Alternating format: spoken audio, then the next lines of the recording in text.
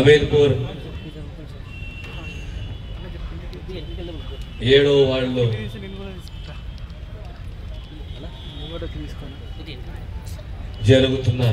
నిర్వహిస్తున్న ప్రజాపాలన,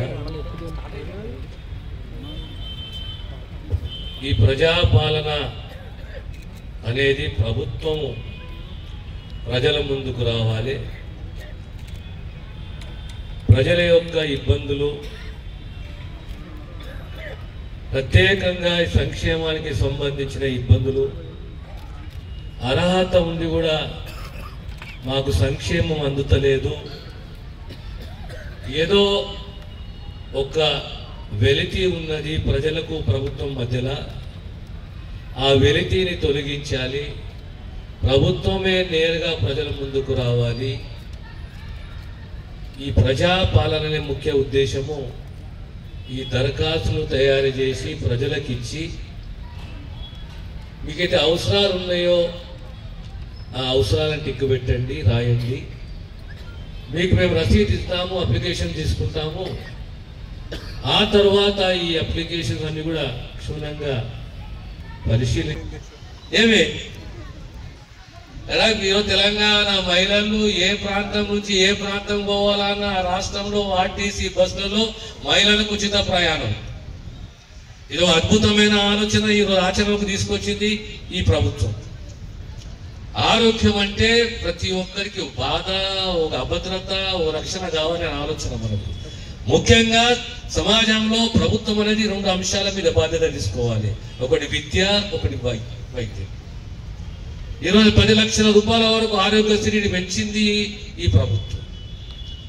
అంటే పేదవానికి ఆరోగ్య భద్రత ఇవ్వాలి అనే ఆలోచన కలిగింది ఈ ప్రభుత్వానికి. కనుక మీ అందరితో కోరేది ఒకటి, మీ ఆశీస్సులు ఉండాలి. ఖచ్చితంగా అంచెలంచెలుగా ఈ 6 గ్యారంటీలు ఖచ్చితంగా తెలంగాణలో ఆచరణలోకి తీసుకొస్తామనే విషయాన్ని మీకు తెలియజేస్తూ నూతన సంవత్సర శుభాకాంక్షలు. మన అందరి కూడా ఫలితాలు విజయవంతంగా, ఫలితాలు సమాజానికి ప్రభుత్వం ఇస్తుంది అనే సంపూర్ణమైన విశ్వాసం మాకున్నది. మీ అందరి సహకారాన్ని కోరుతూ నేను సెలవు తీసుకుంటాను.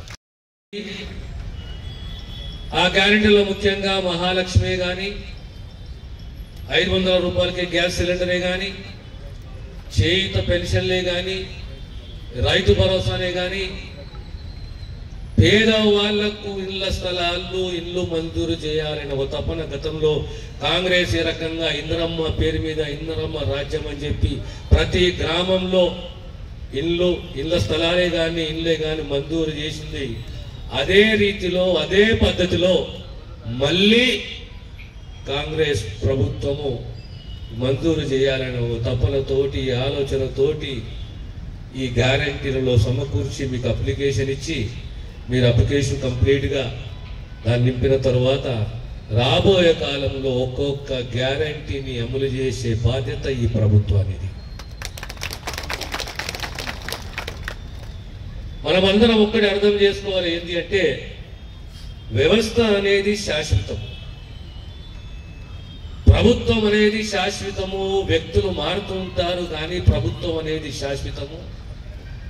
ఆ ప్రభుత్వం యొక్క విధానాలు, పాలసీలు మారొచ్చు కానీ వ్యవస్థ మాత్రం పర్మనెంట్. ఆ పర్మనెంట్ వ్యవస్థలో ప్రభుత్వము యంత్రాంగం. ప్రభుత్వం అనేది పాలసీ నిర్ణయాలు తీసుకుంటుంది, యంత్రాంగం అనేది ఆచరణను తీసుకొస్తుంది. కనుక ఈనాడు మళ్ళీ 9.5 సంవత్సరాల తర్వాత తెలంగాణ రాష్ట్రంలో కొత్త ప్రభుత్వం వచ్చింది. ఆ కాంగ్రెస్ ప్రభుత్వం వచ్చింది. కాంగ్రెస్ ప్రభుత్వం విధి విధానాలు మీ అందరూ తెలిసినవే. గత 60 సంవత్సరాలు 70 సంవత్సరాలలో పాలనా దక్షత ఉన్న పార్టీ కాంగ్రెస్ పార్టీ. ఈరోజు మళ్ళీ తెలంగాణ సమాజానికి, తెలంగాణ అభివృద్ధికి ఏ అవసరాలు ఉన్నాయో ఆ దిశగా ఈ ప్రభుత్వం కృషి చేస్తుంది. మీ అందరి సహకారం కావాలి. ఈ యంత్రాంగం అనేది ఒక్క రోజుతోటి 7వ వార్డులో ముగించదు. ఎవరైనా ఈ రోజు మిస్ అయినా, అప్లికేషన్ మిస్ అయినా దీనికి సంబంధించి అధికారులు ఉంటారు. 6వ తారీఖు సాయంత్రం వరకు అధికారులు ఉంటారు. మీ అందరూ కూడా మీ దరఖాస్తులు ఈ అధికారులకు ఇవ్వచ్చు. ప్రత్యేకంగా మహిళలకు సంబంధించి, వికలాంగులకు సంబంధించి ప్రత్యేక కౌంటర్లు ఉన్నాయి. మహిళా సాధికారతను, మహిళా స్వేచ్ఛను గౌరవిస్తూ వికలాంగుల యొక్క ఇబ్బందులను అర్థం చేసుకుంటూ వారికి కూడా ప్రత్యేకంగా ఒక కౌంటర్ ఏర్పాటు చేయడం జరిగింది. మరిన్ని వీడియోస్ కోసం ఛానల్ ని సబ్స్క్రైబ్ చేయండి. లేటెస్ట్ అప్డేట్స్ కోసం వాట్సాప్ ఛానల్ ని ఫాలో చేయండి. అండ్ లింక్ డిస్క్రిప్షన్ లో ఉంది.